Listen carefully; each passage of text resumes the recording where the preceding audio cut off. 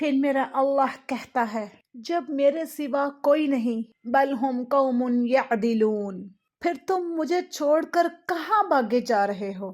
انسانوں سے گلہ کرتا ہے میرا اللہ، جانوروں کو کوئی دھوکہ نہیں، انہیں پتا ہے اللہ ہے اور وہی سب کچھ دیتا ہے۔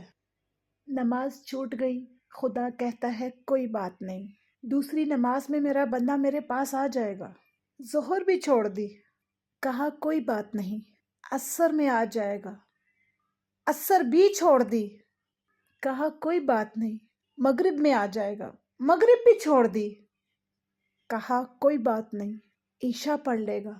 عشاء بھی نہیں پڑھی، کہا کوئی بات نہیں، کل صبح پھر فجر میں میرے پاس آئے گا۔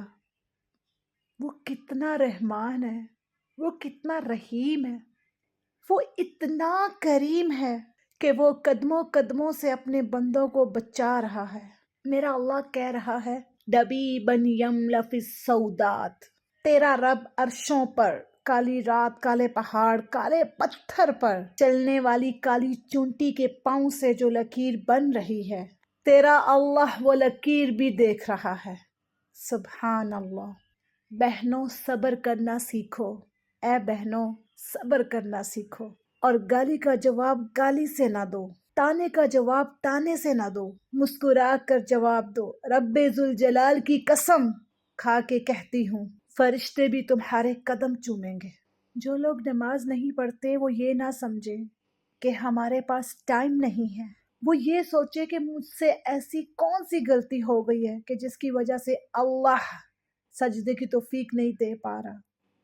یا اللہ، جو زندگی ہماری گزر گئی ہے اس پر تیرا شکر ادا کرتے ہیں، اور جو زندگی باقی ہے اس پر تیری رحمت کے طلبگار ہیں۔ تو اپنی رحمت کے دروازے ہم پر کھول دے۔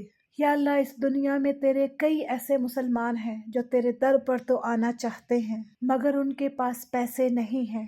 میں تیری بارگاہ میں کھڑی ہو کر ان کے لیے دعا کرتی ہوں، اللہ پاک تو اس کو اتنی دولت تو ضرور دے جو تیرے در پر آ سکے، تیرا دیدار کر سکیں، تیرے محبوب صلی اللہ علیہ وآلہ وسلم کے روضے کا دیدار کر سکے۔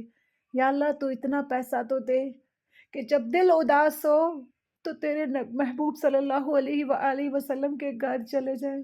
یا اللہ، تو اتنا پیسہ تو دے کہ جب دل اداس ہو تو تیری بارگاہ میں حاضر ہو جائیں۔ آمین یا رب العالمین۔